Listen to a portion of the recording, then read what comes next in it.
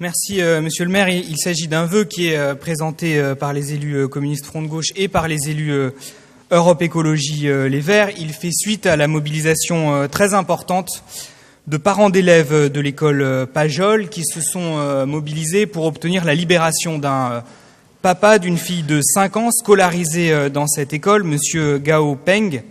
Il s'agit d'un papa sans papier, chinois, très investi dans la vie de l'école, et il a fallu cette mobilisation pour obtenir que ce père d'élève puisse être libéré et sorte du centre de rétention dans lequel il était depuis le mois de décembre. Je pense d'ailleurs qu'il faut saluer la mobilisation des parents qui ont d'ailleurs beaucoup interpellé les élus. Un certain nombre d'entre eux sont d'ailleurs intervenus pour obtenir cette libération. Au passage, cette affaire témoigne du fait que la politique du gouvernement en matière d'immigration est loin d'avoir changé du tout au tout par rapport à ce qu'on connaissait sous Nicolas Sarkozy. C'est la raison pour laquelle nous souhaitons, à travers ce vœu, organiser la solidarité avec les enfants qui sont menacés par ces séparations dues à des arrestations de sans-papiers, et nous souhaitons par conséquent que le 18e arrondissement puisse organiser en mairie des parrainages d'enfants sans papier avec des élus, mais aussi les associations et les citoyens qui souhaitent se mobiliser à leur côté.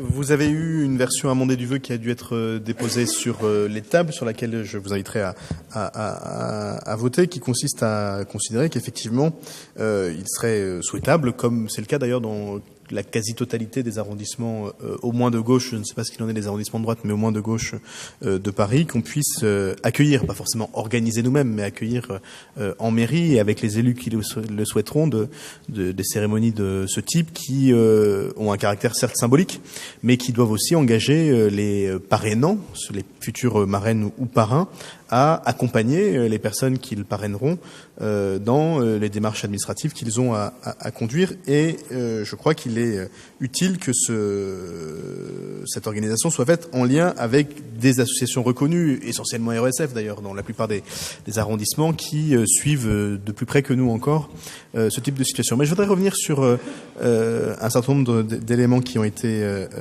dans la discussion. D'abord pour dire que dans le 18e, Daniel Vaillant avant moi-même, et puis l'ensemble des élus, nous préoccupons depuis de très nombreuses années de la situation des personnes qui habitent sur notre territoire, qui sont intégrées, qui y ont leur vie, et qui, pour une raison ou pour une autre, n'ont pas accès à un titre de séjour. Et on a accompagné avec, je crois, beaucoup d'efficacité un certain nombre de situations, à tel point d'ailleurs que les associations, notamment RESF, n'étaient pas particulièrement en demande qu'on organise ce type de parrainage, en plus de tout le travail qui était fait. Mais je pense qu'aujourd'hui, c'est tout à fait utile, si la demande existe, qu'on puisse y répondre et y répondre positivement. Voilà pourquoi je vous invite à voter la deuxième version du vœu, donc celle qui a été distribuée sur table, qui a pour principale modification d'émettre le vœu que la mairie du 18e, et non plus directement le maire, que la mairie du 18e accueille un parrainage républicain en lien avec une association reconnue, ce qui, à mon avis, est plus dans le sens de ce qu'on veut faire, puisque notre objectif, c'est bien sûr pas de communiquer sur le fait que nous soutenons des personnes éventuellement sans papier, mais c'est bien d'être efficace et de travailler auprès de ces personnes.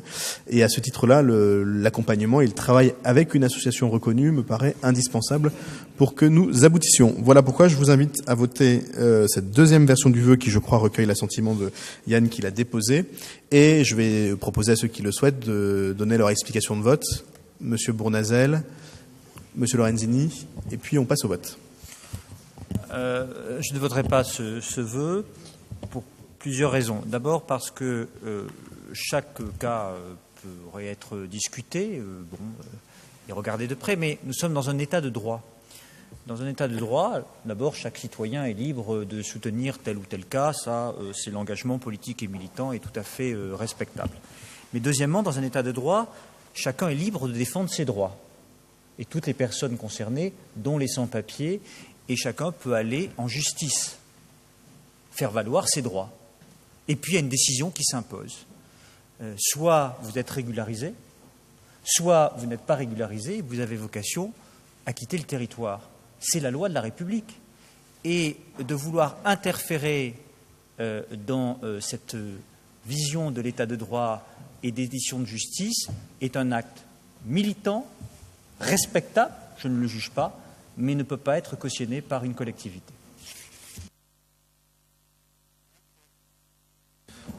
Ouais, merci Monsieur le maire.